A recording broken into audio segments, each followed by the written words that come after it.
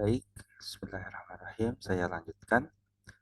Peristilahannya tadi itu ada hukum tata negara dan hukum administrasi negara. Itu dua bidang hukum yang berbeda walaupun irisannya sangat tipis sekali. Gitu. Kalau di Perancis disebut droit constitutionnel untuk HTE, droit administratif untuk hukum administrasi negara. Pengertian dan asas-asas HTE. Nah, ini perlu kita perhatikan juga bahwa yang dimaksud dengan hukum tata negara bersumber pada akal pikiran, sehingga pengertian dalam HTN pada umumnya bersifat tetap, misalnya pengertian demokrasi, asas-asas ya, sumber dari perasaan manusia yang berubah-ubah. HTN mengatur semua masyarakat, ya, baik yang atasan maupun bawahan. Kata Van Vollenhoven, kata Scholten, Paul Scholten mengatakan HTN merupakan hukum yang mengatur organisasi daripada negara. Maksudnya apa? Negara ini kan punya organ-organ. Ada pemerintah, ada kepala negara, ada kepala pemerintahan. Isu kepala negara dan kepala pemerintahan ini kalau di Indonesia memang tidak terlalu ramai karena jadi satu. Maksudnya apa? Ya, presiden itu ya kepala negara, ya ia juga kepala pemerintahan. Kalau di Malaysia misalnya, itu kepala negaranya sultan, kepala pemerintahannya prime minister.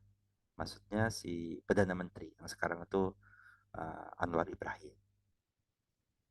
Sama kayak di Inggris. Di Inggris itu kepala negaranya sekarang raja itu. Raja siapa? King, saya lupa namanya.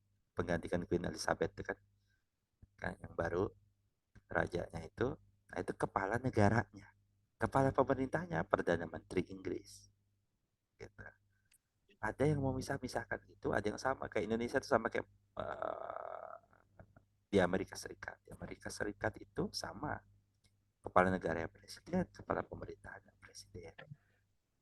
Ada di negara yang lain misalnya di kayak di di beberapa negara itu dia punya presiden, dia juga punya perdana menteri kayak Timor Leste. Presiden itu kepala negara, perdana menteri lah kepala pemerintah. Nah, yang mengatur organ-organ seperti itu ada DPR, ada MPR di Indonesia ya, ada Mahkamah Konstitusi, ada Mahkamah Agung, ada BPK, ada KPU, misalnya ada macam-macam itu diatur dalam hukum tata negara. Bagaimana organ-organ itu haknya apa, fungsinya apa, wewenangnya apa, itu diatur di dalam hukum tata negara. Jadi saudara kalau belajar ini bicara tentang kewenangan, bicara tentang apa namanya kekuasaan. Jadi negara itu membagi-bagi kekuasaannya sehingga ada kewenangannya bidang ini, yang ini kewenangannya ini. Dulu mungkin di zaman kerajaan semua dipegang raja, raja yang memerintah, raja juga jadi jenderal, raja juga yang apa namanya raja juga yang jadi hakim, dia yang memutus segala perkara saja itu. Tapi kalau di negara modern kita akan lihat organ-organ itu, wewenangnya masing-masing. Pandepot misalnya, peraturan-peraturan yang HTN itu kata Pandepot, peraturan-peraturan yang menentukan badan-badan yang diperlukan serta wewenangnya masing-masing, hubungannya satu dengan yang lainnya dan hubungannya dengan individu. Bagaimana hubungan DPR dan MPR? Bagaimana hubungan presiden dengan para menteri, presiden dengan KPK, presiden dengan Mahkamah Agung misalnya gitu. Juga bagaimana hubungan dengan individu masyarakat. Gitu. Kata Pak Pujo Sewoyo gitu ya. ATN mengatur bentuk negara. Apakah negaranya itu kesatuan atau federal? Bentuk kesatuan itu contohnya di Indonesia. Ya. Kita itu Republik Kesatuan. Ada Republik yang federal. Mana tuh? Amerika Serikat. Dia bentuknya negaranya Republik, tapi bentuk pemerintahannya Republik, bentuk negaranya itu federal. Jadi dia punya negara-negara bagian. Dia punya juga apa namanya kerajaan dan federal. Contohnya di mana? Di Malaysia. Dia bentuk pemerintahannya itu kerajaan, bentuk negaranya federal, misalnya gitu ya. Kata Kusnadi dan Ibrahim, HTN merupakan sekumpulan peraturan yang mengatur organisasi daripada negara, hubungan antara perlengkapan negara dalam garis vertikal yang sejajar, apa yang atas bawah dan horizontal yang sejajar. Terbalik. Nah, misalnya antara pemerintah daerah dengan pemerintah pusat, nah itu kan hubungannya vertikal. Ada yang hubungannya sejajar tuh antara gubernur, antar bupati, itu ada hubungan yang perlu diatur.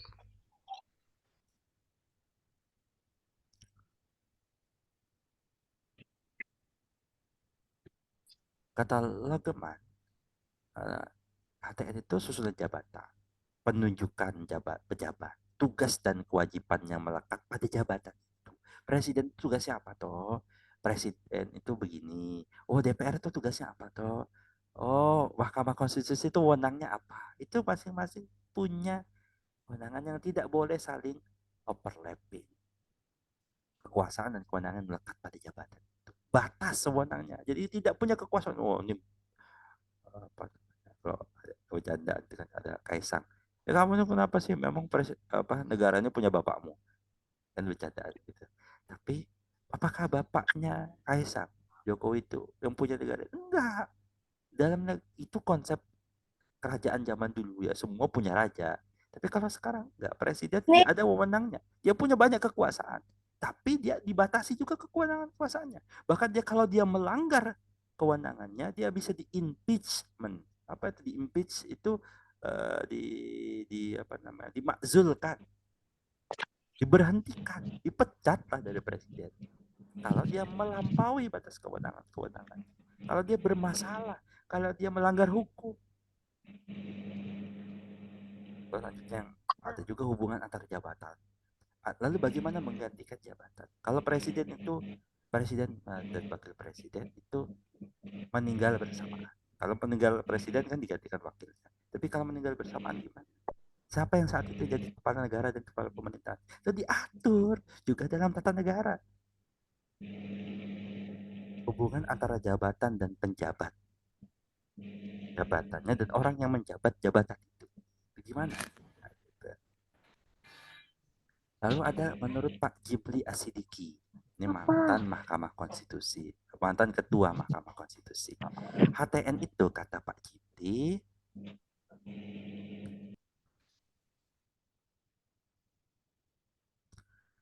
adalah prinsip dan norma hukum yang tertuang secara tertulis yang hidup dalam kenyataan praktik kenegaraan Indonesia. Berkaitan dengan konstitusi, berkaitan dengan institusi-institusi kekuasaan, berkaitan dengan mekanisme hubungan antar institusi itu, lalu prinsip-prinsip hubungan antar institusi dengan warga negaranya.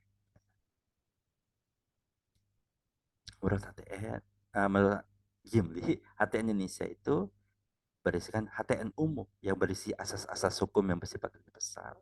Ada HTN yang berisi asas-asas berkembang dalam teori dan praktik di suatu negara. Ya, bisa HTN yang berlaku di Indonesia. Nah, jadi bisa juga HTN itu secara luas. Lalu yang dibahas yang mana? Nah, yang kan dibahas banyak dalam HTN itu ada yang ketiga ini. Hukum positif yang berlaku di Indonesia yang berkaitan dengan bidang ketenagaraan tadi.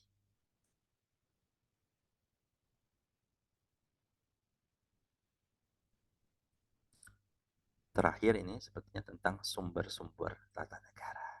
Apa saja sumber hukum tata negara itu? Ada sumber material, ada sumber formil. Sumber hukum material itu berkaitan dari isinya, isi substansi isinya apa. Sedangkan sumber hukum formil itu bicara tentang bentuknya apa. Ada 7 macam sumber hukum tata negara yang tertera di sini ya. Nilai-nilai konstitusi, baik yang satu dan dua itu yang tertulis maupun yang tidak tertulis. Peraturan perundang-undangan yang tertulis. Kalau peraturan perundang-undangan itu pasti tertulis. Kalau disebut undang-undang itu pasti tertulis. Sedangkan hukum itu belum tentu tertulis. Lalu ada jurisprudensi peradilan. Apa ini? Yaitu putusan-putusan hakim.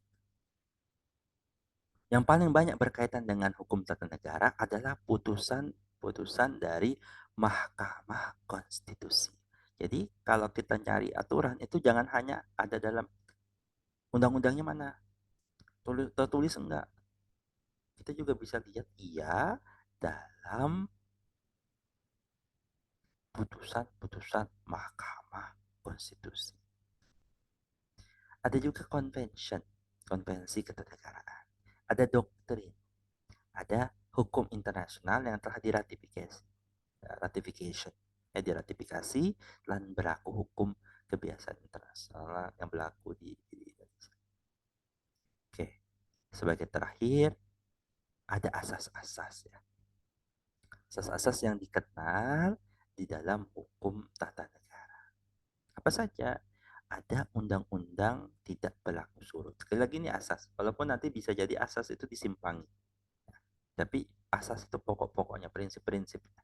Undang-undang itu tidak berlaku surut. Apa itu tidak berlaku surut adalah kalau kita mengatur undang-undang ini diketok, ditetapkan tahun 2023, ia tidak boleh mengatur orang yang ada tahun 2021.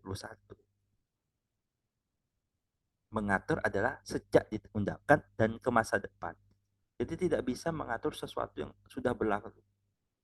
Undang-undang itu hadir, dia berlaku sejak tanggal diundangkan hingga waktu yang tidak terbatas sampai dia dicabut. Undang-undang yang dibuat oleh penguasa yang lebih tinggi mempunyai kedudukan yang lebih tinggi pula. Misalnya, presiden menetapkan A, tiba-tiba kepala desa menetapkan B. Mana yang lebih dimungkinkan lebih kuat ya tentu yang punya penguasaan yang lebih tinggi, kekuasaan yang lebih tinggi. Undang-undang yang bersifat khusus menyampingkan undang-undang yang bersifat umum.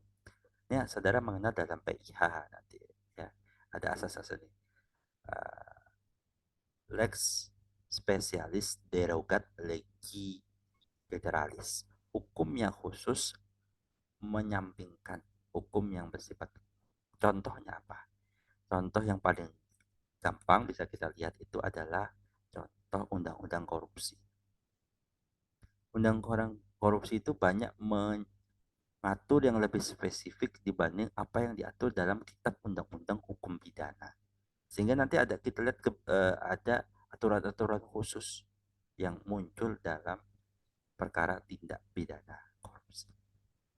Lalu ada undang-undang yang berlaku kemudian membatalkan undang-undang yang terdahulu. Kalau ada undang-undang tentang air misalnya ya. Lalu contoh gampangnya gini. Yang sering terjadi itu yang pernah terjadi apa ya? Undang-undang pidana tadi ya. Kitab undang-undang pidana dan undang hukum pidana itu yang berlaku dari zaman Belanda itu akan digantikan oleh undang-undang kitab undang-undang hukum pidana baru. Undang-undang yang Undang-Undang Nomor 1 Tahun 2023 itu. Itu akan menggantikan. Jadi undang-undang yang baru itu kalau mengatur hal yang sama persis, dia bisa menjadi perubahan kalau sebagian saja, bisa menjadi pengganti keseluruhan dari satu undang-undang. Terakhir, undang-undang tidak dapat diganggu-gugat. Ada satu adagium pepatah dalam hukum, lex dura setamen scripta. Hukum itu kejam, namun begitulah bunyinya. Selama ia sudah ditetapkan, ya begitulah aturan yang harus kita ikuti. Dulu misalnya aturannya perempuan itu minimal menikah itu usia 16 tahun. Tiba-tiba dirubah sekarang minimal 19 tahun. Waduh Pak, saya batal dong. Ini saya masih 18 mau nikah batal dong. Maksudnya gitu. Wah, hukum itu kejam, mungkin mau merugikan seseorang misalnya. Contoh tadi ya, yang saya sampaikan di awal itu ada pelarangan TikTok Shop. TikTok Shop-nya itu menjawab respon mereka TikToknya, mereka menyesalkan ini kan ada sekian juta kata dia, ada sekian juta penjual, ini kan kalau dilarang jadi mata pencaharian mereka hilang dan sebagainya. Namun hukum itu begitu, lex dura setamen scripta, hukum itu kejam, tapi kalau sudah ditetapkan dia tidak bisa lagi diganggu gugat sampai ada mekanisme yang sah yang membatalkannya atau mencabutnya. Saya kira ini slide terakhir. Kalau ada pertanyaan silahkan. Kalau tidak ada kita akhiri saja. Saya tahu ini ternyata hari libur. saya kita waktu bikin kesepakatan ini lupa kalau hari ini hari libur. Jadi saya tidak ingin lama-lama. Kalau sudah waktunya, kalau tidak ada pertanyaan ya, saya bisa akhiri. Saudara sudah presensi kemarin. Ini saya memenuhi kewajiban saya untuk mengganti saja. Baik, Kalau tidak ada pertanyaan, kita akhiri perkuliahan ini dengan alhamdulillah, alamin. Assalamualaikum warahmatullahi wabarakatuh. Waalaikumsalam. Waalaikumsalam warahmatullahi wabarakatuh.